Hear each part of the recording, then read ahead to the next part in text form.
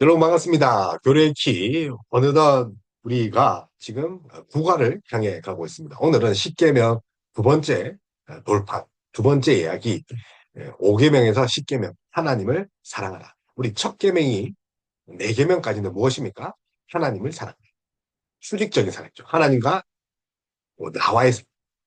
그래서 수직적 사랑이 되는 자들에게 주시는 말씀이 5계명에서 5계명에서 10계명, 수평적 사랑. 하나님 사랑에 실패한 자는 사람을 사랑할 수 있을까요? 그렇지 않습니다. 하나님 사랑이 1순위입니다. 혹시 고플로 되셨습니까? 자녀를 사랑한다. 그리고 하나님을 사랑한다. 자녀를 사랑하시는 하나님을 사랑한다. 그것이 아니라 하나님은 우리가 먼저 하나님과의 관계가 사람이 인격적 교제가 확립되기를 원하신 거죠. 그래서 우리 이 계명 보면 너를 위하여 새긴 우상을 만들지 마라. 누굴 위해 준 겁니까? 하나님을 위해 준 것이 아니라 너를 위해. 우리 부모가 자녀들에게 나를 위해서 한 것이 아니라 누굴 위해서 한 거죠? 일찍 일어나라, 밥을 먹어라, 깨끗이 씻어라, 일찍 졸아라, 손 씻거라, 그리고 골고루 먹어라. 부모를 위해서 한 것입니까? 그렇지 않죠. 자녀를 위해서. 그래서 1계명은 실상 하나님을 사랑하는 말이 누구를 위해서입니까? 우리를 위해서. 하나님 자신을 위해서가 아니라 우리를 위해서. 그래서 본과 자기 자신이 우상이 되는 것은 하나님을 신뢰하고 하나님만 예배하는 자들의 모습이 아닌 거죠. 우상을 섬기면 아닌 거죠. 그래서 하나님은 우리에게 그리스도 안에서 자유가 무엇인지, 정말 방종이 아닌 자유가 무엇인지를 가르치기 원하신다. 그래서 그 자유함은 그리스도 안에 있을 때 하나님을 사랑할 때 그 자유가 있는 것입니다. 그래서 5에서 10계명 사람을 사랑하라. 이제 여러분과 이제 5계명에서 10계명 이 나머지 6계명에 대해서 살펴보겠습니다. 사람을 사랑하라. 이웃을 사랑하라. 이 계명은 사람에 대한 의무를 담고 있습니다. 하나님에 대한 의무라면 사람에 대한 의무. 하나님은 우리에게 살아날 방법과 그리고 어떻게 살지의 방법. 어떻게 하면 우리가 살아나고 살 수 있으며 어떻게 살아갈지를 이야기합니다. 그래서 이 계명은 이웃을 자신같이 사랑하며 남에게 대접받고 싶은 대로 남을 대접하라. 황금률이지 않습니까? 남에게 대접받고 싶은 대로 남을 섬기고 대접하라. 예수님께서 요약하신 대로 이웃 사랑입니다. 이 6계명을 지킴으로써 하나님의 사랑을 받은 자임에 밝히 드러낼 수 있습니다. 그래서 믿음은 순종의 열매가 있는데 하나님 나라 또 하나님 백성들은 하나님을 사랑하는데 그 사랑, 믿음 그리고 그런 것들이 순종의 열매, 행동의 열매로 나올 수 있는 것이 이웃을 사랑하라. 5에서 10계명, 6개 계명을 지킴으로써 하나님의 사랑을 받은 자임을 밝히는 것입니다. 자유를 얻은 자들의 공동체가 바로 교회지 않습니까? 자유를 얻. 그 자유가 어떤 자유입니까? 죄에서 자유, 죽음에서 자유, 영벌에서 자유, 하나님의 진노에서 자유인데 혹 이 자유를 얻었다고 죄에서 자유할 수 있습니까? 죄를 마음껏 지으면 되겠습니까? 그렇지 않다는 거죠. 교회는 서로 사랑과 선행을 격려합니다. 사랑과 선행은 죄 짓지 않는 것입니다. 이 계명을 더불어 지켜 나감으로써 세상의 빛과 소금의 역할을 감당하는 겁니다. 빛과 소금. 빛은 등잔 아래에 놓지 않습니다. 어떻게 합니까? 높이 들립니다. 소금은요, 넣어야 맛을 냅니다. 넣어야 맛을 냅니다. 그래서 실천정면입니다. 등잔을 높이 들고 소금이 자신의 몸을 희생하는 것처럼 이제 이 계명에 나타난 구체적인 하나님 뜻을 한번 알아보도록 하겠습니다. 둘째도 그와 같으니 네 이웃을 네 자신같이 사랑하라 하셨으니 이는 두 계명이 온 율법과 선지자의 강령입니다. 선지자의 강령. 그래서 하나님 사랑이 중요하니까 그것으로 충분하다. 하나님만 사랑하면 돼. 해서 고대 그 수도원처럼 그 수도사처럼 틀어박혀서 이렇게 하나님만 사랑하면 되겠습니까? 예수님께 율법사에게 둘째도 그와 같으니라고 했습니다. 둘째도 그와 같으니 무엇입니까? 마음, 목숨, 뜻을 다해 그 뜻이라는 것은 그 힘을 꺾어서 이야기하셨습니다. 그래서 뜻을 마음, 목숨, 뜻, 힘. 그래서 뜻을 다해 모든 것을 다해 전인격적으로 내 인생 전부 다 모든 것을 다해서 하나님을 사랑하라 라고 하셨습니다. 그래서 이제 그와 동일한 선상에서 지금 이웃을 사랑해야 합니다. 그래서 두 번째 계명을 추가하셨습니다. 둘째도 그와 같으니. 그래서 예수님은 이 두 계명이 온 율법과 선지자의 강령이라고 역시 이야기하셨습니다. 첫째 계명과 똑같은 비중, 무게를 두셨습니다. 그래서 이 두 계명은 구약 성경의 율법과 선지자처럼 서로 보완 관계가 있다는 거죠. 율법과 뭐처럼요? 율법과 선지자처럼 그, 서로 둘이서 보완을 하는 것처럼 그렇게 분리해 생각할 수가 없다. 율법과 선지자가 짝꿍처럼 자동차의 바퀴와 같다는 거죠. 그래서 하나님을 사랑하면서 사람을 사랑하지 않을 수가 있습니까? 그렇지 않다는 거죠. 나의 전 존재로 하나님을 사랑하라. 마음, 목숨, 뜻, 힘을 다해 나의 전 존재로 하나님을 사랑하라 하셨으니 우리는 이제 나 자신을 사랑하듯이 다른 사람을 사랑해야 됩니다. 그래서 어떤 자는 이런 말을 합니다. 하나님 사랑, 이웃 사랑. 그런데 왜 나는 사랑하지 않나요?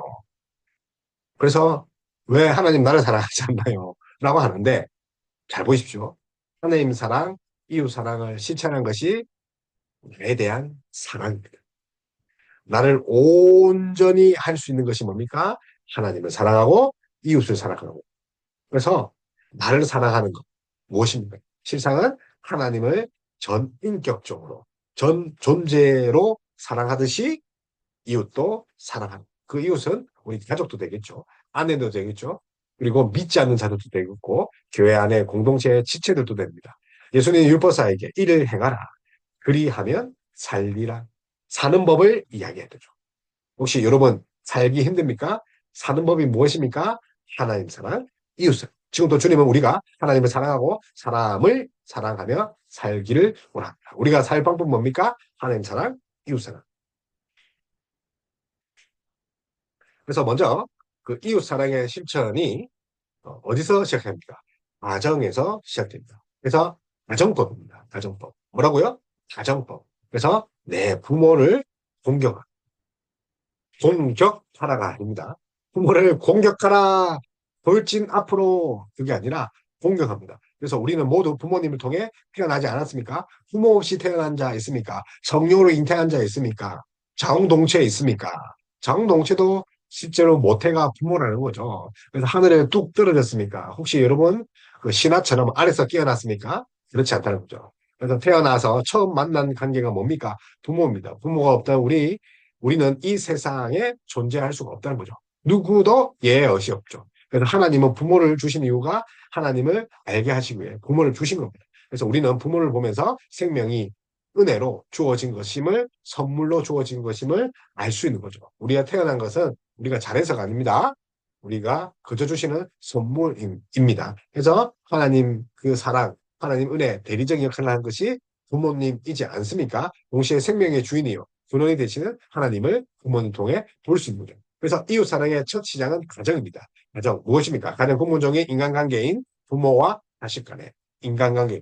그래서 가정, 사회의 사회와 국가를 이루는 교회를 이루는 첫 번째 최소 단위 공동체가 뭡니까?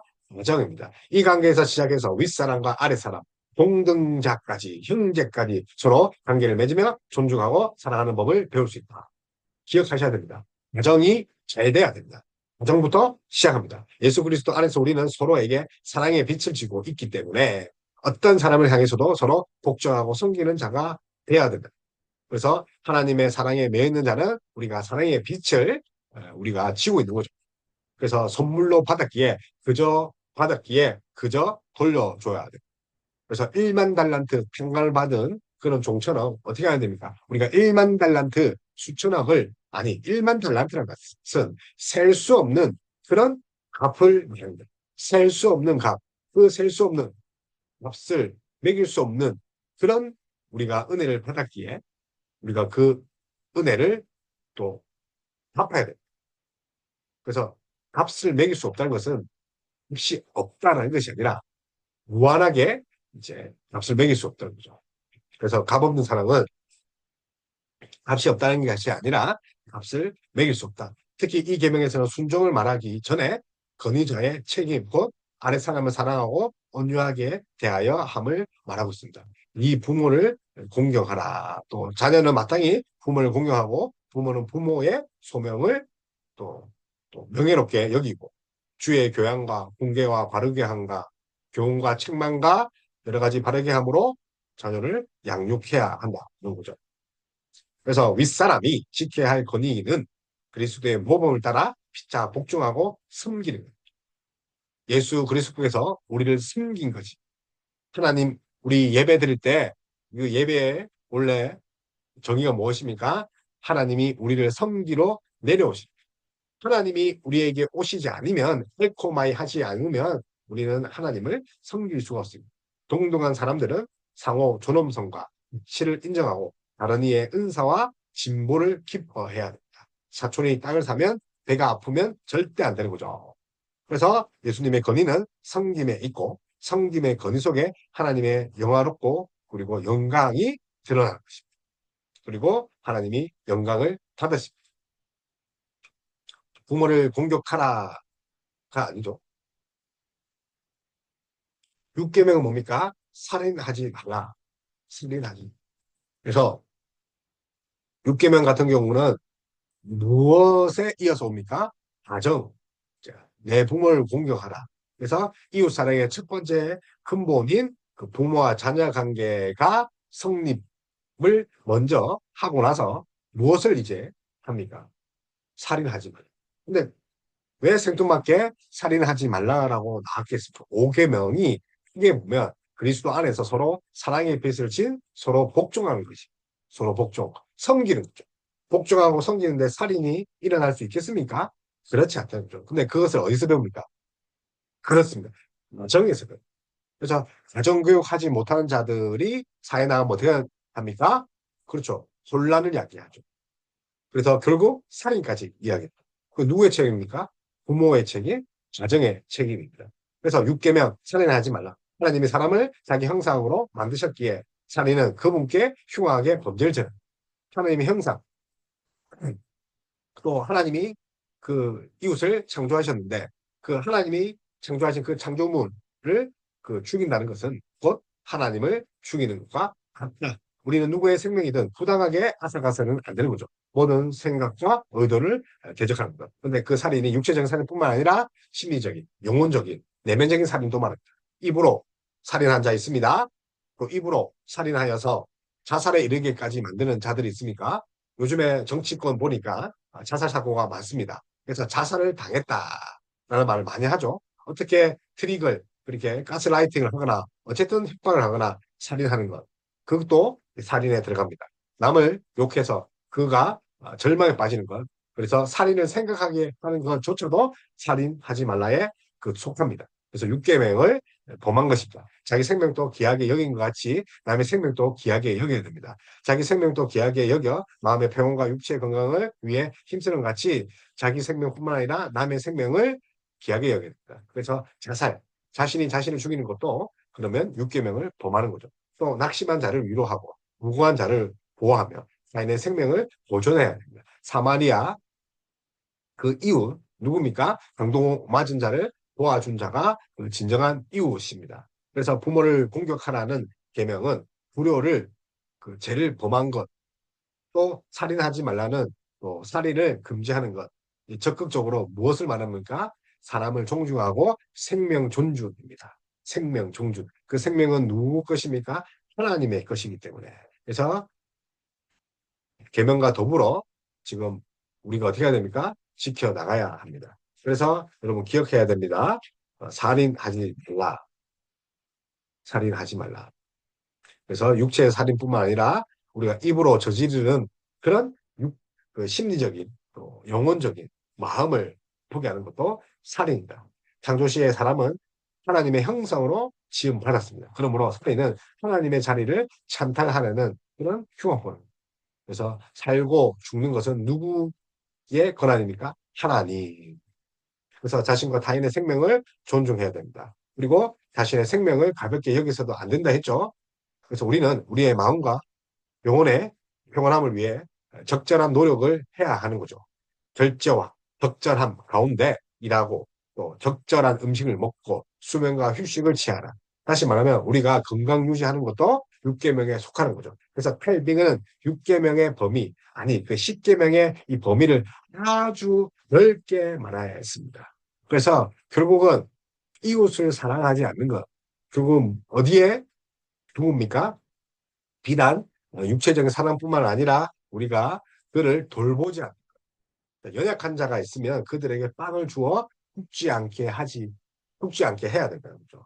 자, 길가에 쓰러진 자들에게 어떻게 해야 됩니까?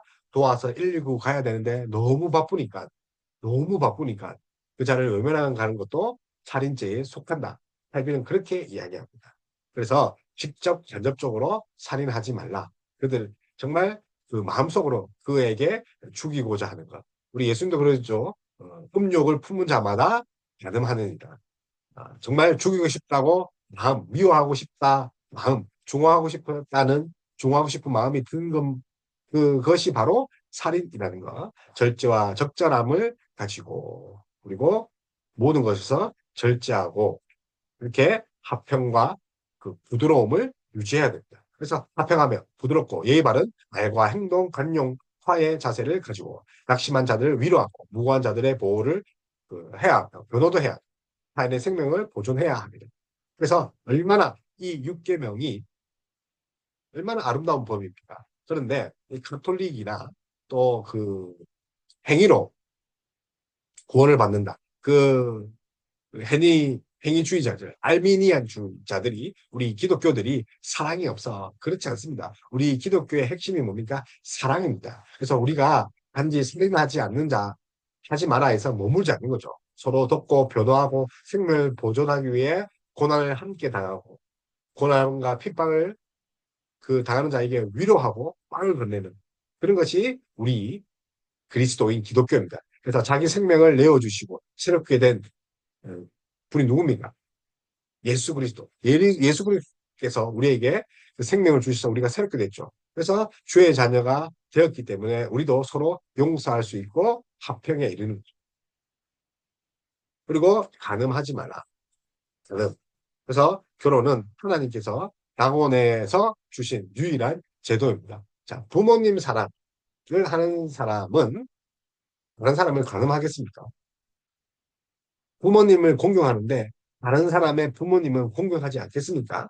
혹시 내가 간음했다는 것은 그 간음한 그, 그 피해자의 부모도 함께 간음하고 살인한 그 마음에 살인한 겁니다. 근데 자신의 부모를 공경하는 자가 다른 사람의 부모를 공경하지 않겠습니까? 공경하는 거죠. 공경하면 그 사람의 자녀를 간음하겠습니까? 그렇지 않는 거죠. 그래서 우리의 모든 율법의 시작, 하나님 사랑에 의해서 그 사랑이 어디로 가야 됩니까?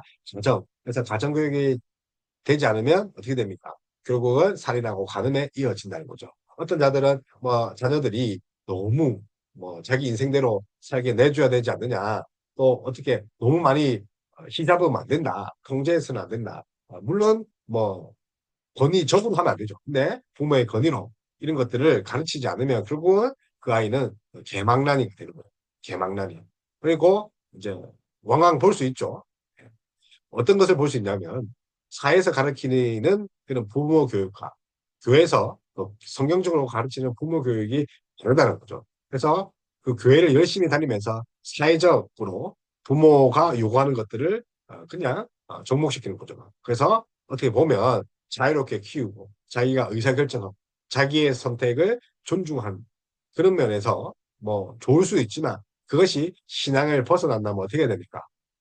네, 신앙을 벗어나면 그것을 바로 잡아야 됩니다. 그래서 뭐 고3이 되고 또 중요한 시험이 있으면 어떻게 합니까? 교회에 나오지 않아도 찍소리 하지 못하는 거죠. 고3은 교회에 나오지 않을 그 특권이 성경에 있습니까? 그래서 부모의 권위가 없는 자들이 어떤 말입니까? 자기 자식 교육을, 양육을, 훈육을, 자기 자식 농사를 실패한 자들이 꼭 하는 말이 있죠. 예, 냅둬. 그러다가 돌아와. 예. 그러다가 어떻게 됩니까?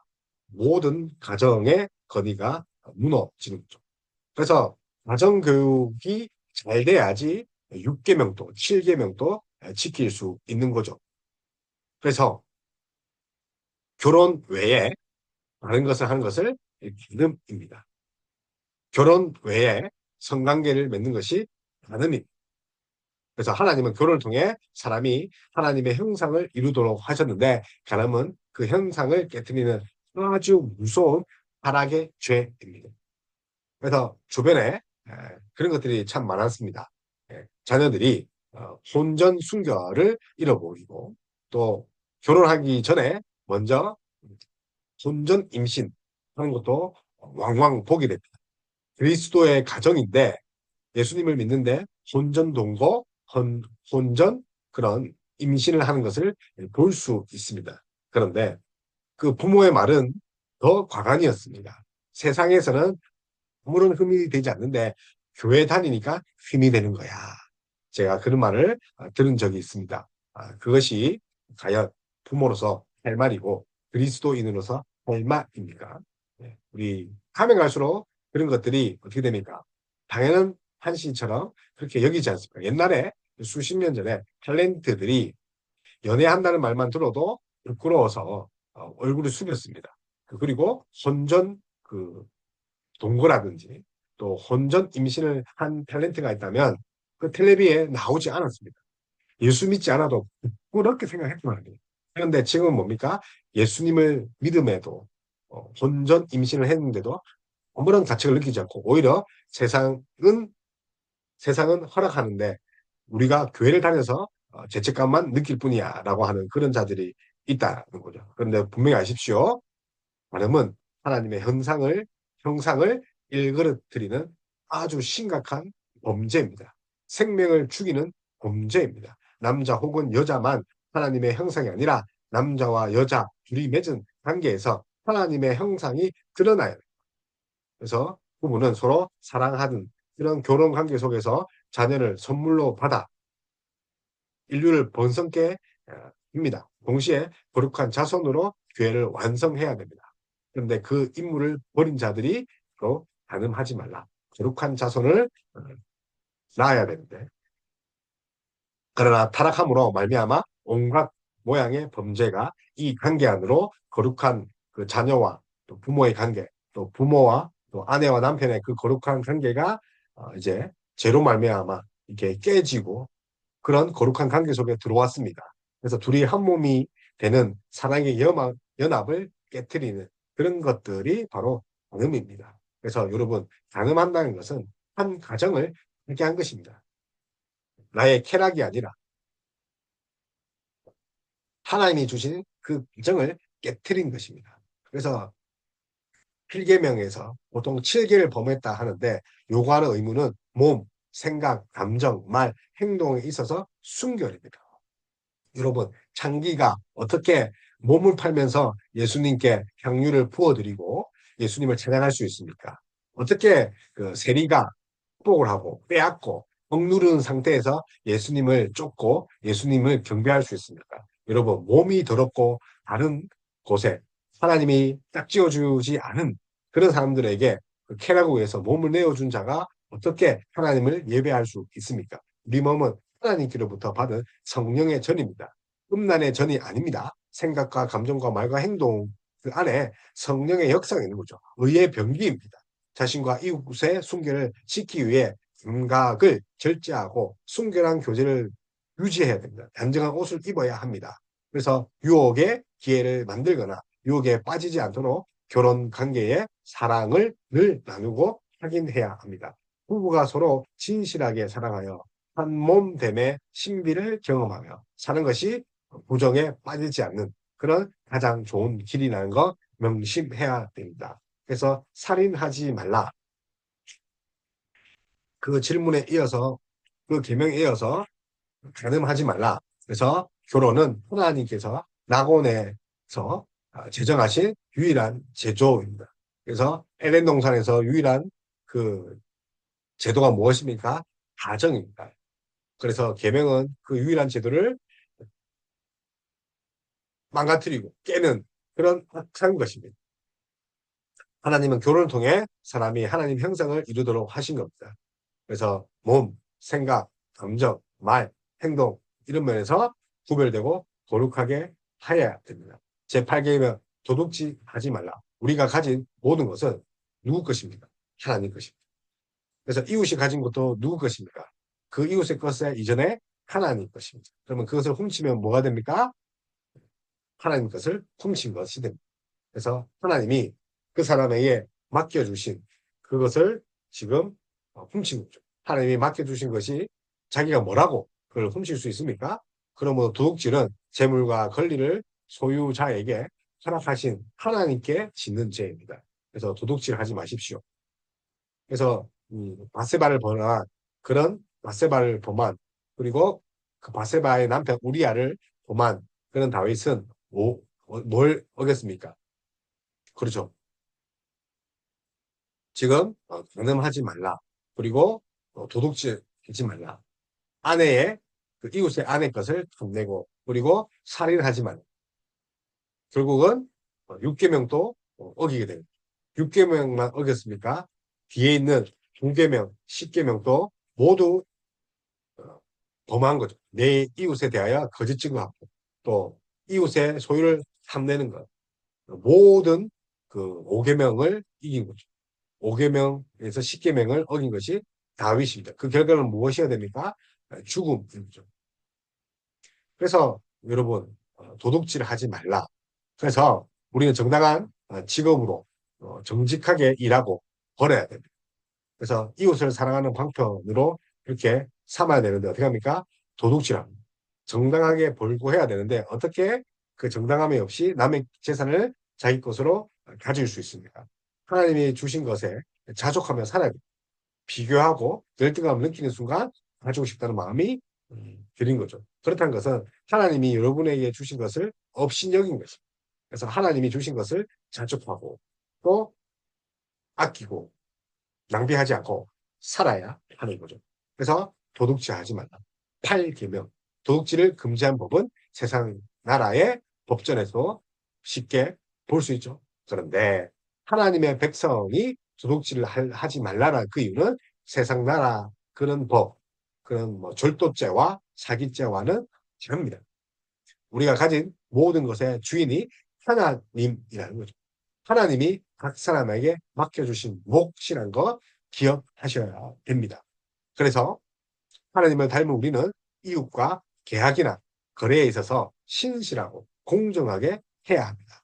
이웃의 소유를 인정하고 보호해야 됩니다. 왜냐하면 하나님의 형상을 닮은 이웃이고 하나님의 형상을 닮은 나 자신이기 때문에 우리 자신뿐만 아니라 다른 사람의 자신의 다른 사람의 부와 재산과 그런 뭐 취득이나 가진 것들에 대해서 인정하고 그것을 보존하고 합법적으로 해야 합니다. 그래서 우리는 정당한 직업으로 정직하게 일하고 먹고 살아야 합니다. 그래서 우리는 어떻게 해야 됩니까? 그렇죠. 이웃의 것을 지키는 것까지 적극적으로 나아가요. 도둑질을 하지 말라는 것이 어디까지 나아가야 된다고요? 이웃의 물건까지 보존하고 지키는 것까지 가야 됩니다. 그래서 7계명 배우자의 유무와 상관없이 몸과 마음의 순결을 요구한다면 8계명은 재물의 다소와 상관없이 자족과 나눔을 하는 것 동시에 이웃을 진정으로 사랑해서 이웃의 재산마저도 지키고 보존하는 거기까지 나아가야 합니다. 마지막 9계명 내 이웃에 대하여 거짓 증거하지 말라.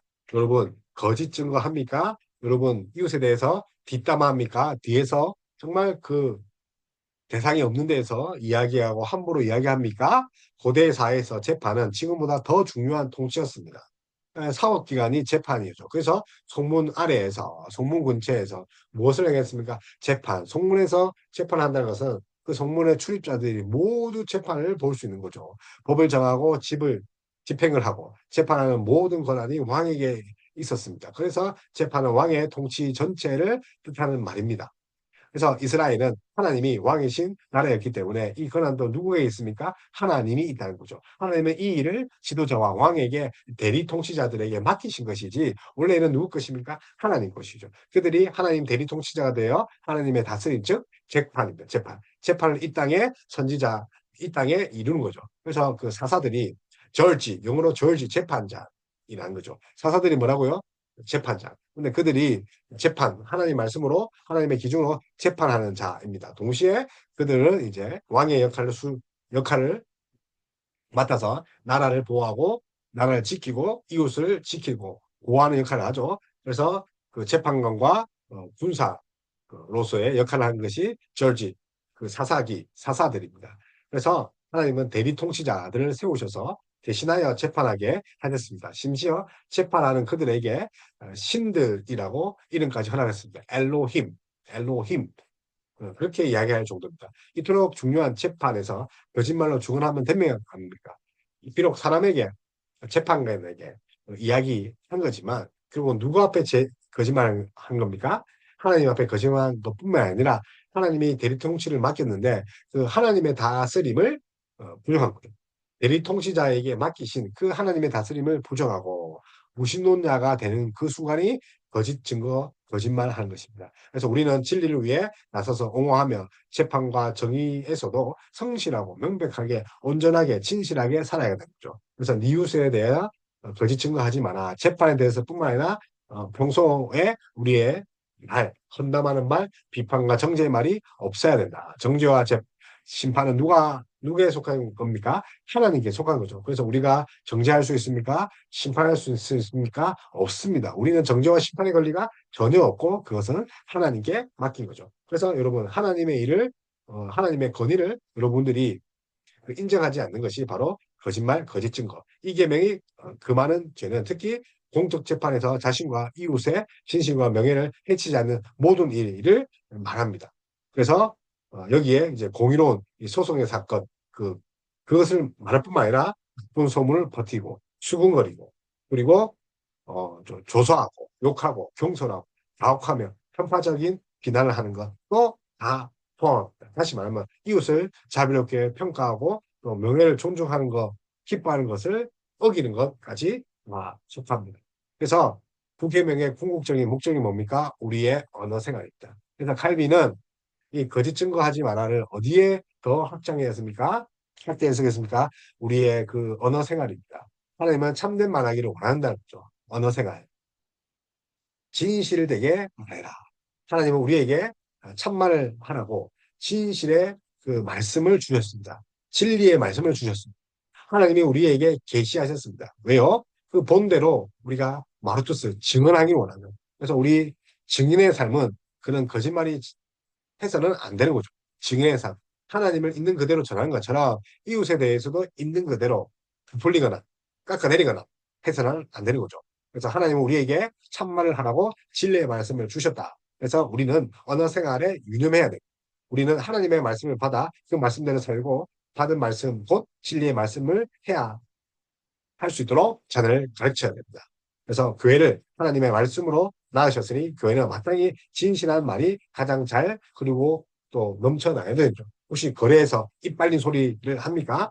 그러지 마십시오. 심지어 자기 기분이 나쁘면 애서 기분 좋은 척 할 필요도 없습니다. 물론 이웃에 대한 배려이기도 한데 자기 마음이 그렇게 상한데 어떻게 이웃에게 웃음을 건넬 수 있습니까?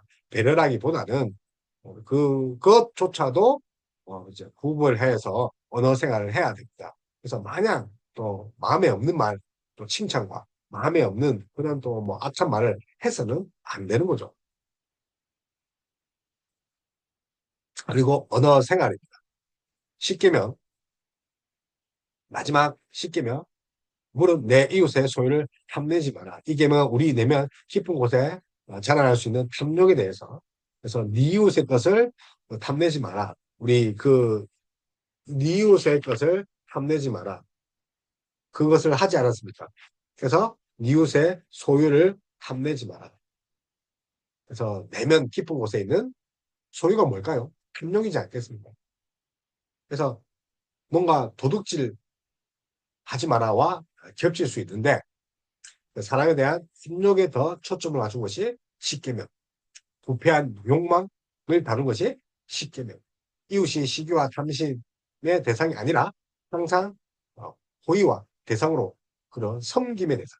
내가 대접받고자 하는 대로 황금률대로 섬김의 대상이 이웃입니다. 그래서 이웃의 소유를 탐내면 안 되는 거죠. 그러나 그 내면을 잘 살펴보면 우리는 어떻습니까? 순종입니다. 소유욕입니다. 단순히 소유에 대한 그런 집착입니까? 그렇지 않죠. 그 집착은 어디서 나온 겁니까? 탐욕은 어디서 나옵니까? 하나님을 온전히 즐거워하고 기뻐하지 않는 거죠. 하나님 한 분만으로 만족하지 않는 그런 하나님을 의심령인 거죠. 그래서 탐욕은 사실 우상입니다. 그래서 1계명과 맞물리는 거죠. 그래서 탐내는 것, 나의 우상이 이웃의 소유가 우상이 된 거죠. 왜냐하면 하나님만으로 만족하지 않았기 때문에. 이 마지막 계명은 이렇게 첫 번째 계명과 깊은 연관이 있습니다. 삼심은 근본적으로 우상 숭배. 하나님이 아닌 다른 무엇이 자신을 만족시킬 수 있겠습니까? 여러분, 이웃의 것이 만족스럽습니까? 그래서 탐나는 것이 갖고 싶다는 것도 있지만, 아, 나도 가지고 싶어, 사고 싶어. 저 차 좋네, 새 차 뽑았네, 나도 가지고 싶다. 아, 나도 돈 모아야지. 하나님이 아닌 다른 무엇에 자신을 만족시키는 것. 그것이 바로 우상입니다. 부자라고 해서 가진 돈으로 만족하는 법은 절대 없습니다. 평생 쓰고 남을 만큼 쌓아두고 조금만 더라고 탐욕을 부는 것이 우리 인간입니다. 그래서 물질이나 여러 가지 것들, 명예욕들, 권위욕들, 그런 것. 그래서 그 리차드 포스트가 쓴 책이 있잖아요. 물론 그분도 그 7개를 보내면서 한동안 자숙했지만 돈, 섹스, 또 권력, 돈, 성력, 성, 권력. 그래서 돈에 대한 그 물질욕, 성에 대한 그런 뭐라 할까요? 음욕, 그리고 권력욕. 그런 것들이 다 우상입니다. 하나님과 관계를 없애게 됩니다. 그래서 민족이라는 것입니다. 성에 대한 만족이 있을까요? 예. 더 성에 대한 만족을 갈구하면 변태가 되거나 혹은 어떻게 됩니까? 예. 동성애가 되거나 더 발전하면 만족이 없기 때문에 어떻게 됩니까? 인간이 하나님이 정한 그런 법을 벗어나는 그런 행위가 되죠. 그리고 돈의 권력도 돈의 욕심도 만족이 없습니다. 그래서 100억이 있다 해서 1000억 있는 자가 부러운 거죠. 1000억 있다 해서 수조억 있는 자가 부러운 거죠. 만족이란 게 없습니다. 권력욕 있습니까? 권력욕을 여러분 어떻게 제어할 수 있습니까? 여러분 진짜 속된 말로 집사로 평생 머물고자 하는 분들이 있습니까?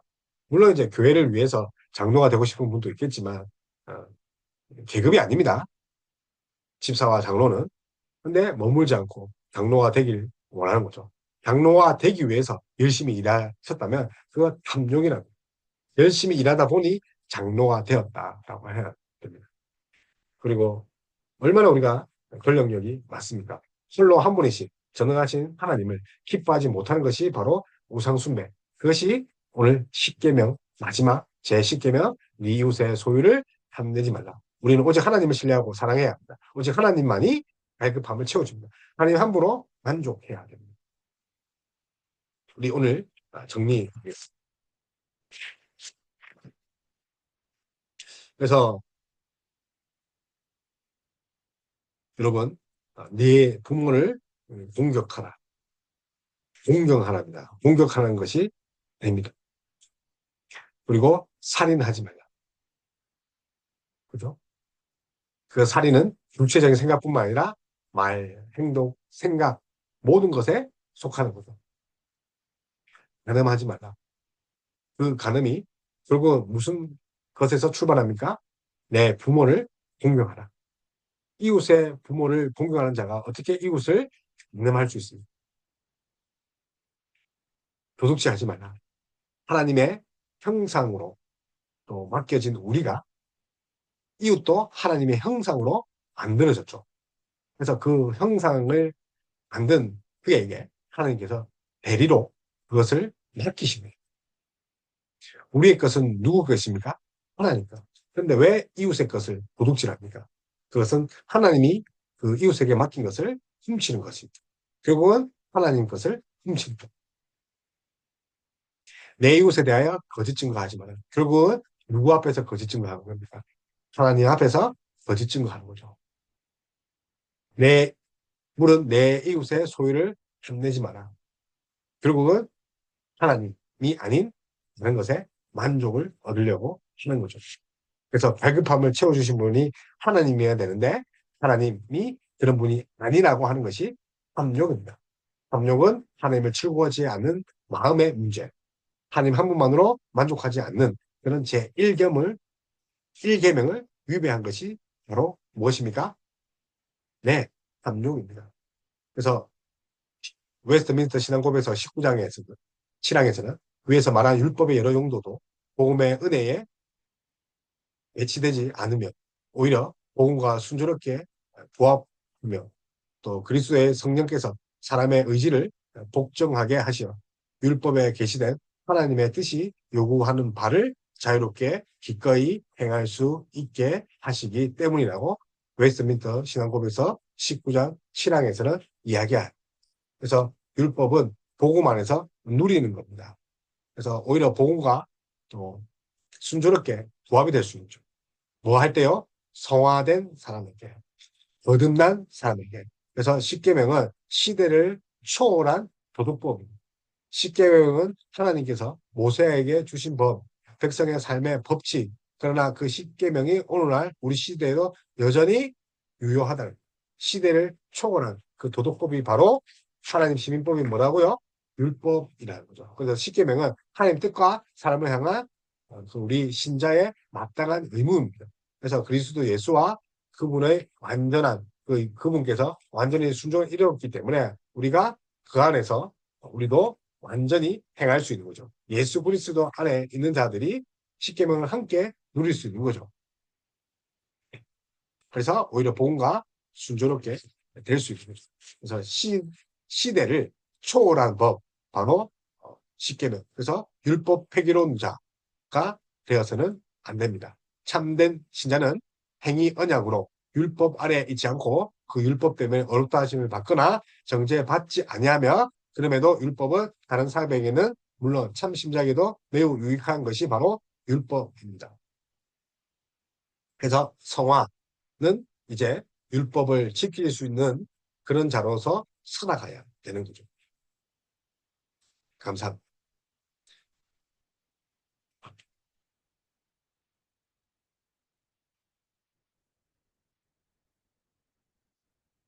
그래서 오늘 여기까지 우리가 진행했었습니다. 그래서 좀 길었지만 이웃사랑, 하나님 사랑이 돼야 이웃사랑을 드리는 거죠. 결국은 1계명을 지키는 자가 나머지 5계명에서 10계명이 또 지킬 수 있죠. 근데 순간 우리가 24시간 우리 24시간 살면서 하나님 주신 그 시간을 살면서 우리 1계명을 잊을 때가 있대요. 2계명을 잊을 때가 있죠. 그럴 때 어떻게 됩니까? 5계명부터 10계명을 위배할 그런 확률이 많아지는 바라기는 하나님 사랑, 이웃 사랑 기억하셔서 끝까지 하나님 주신 그 율법을 지키며 선지자와 또 율법의 강령임을 믿고 정말 거룩하게 살아가는 저 여러분 다 되었으면 좋겠습니다.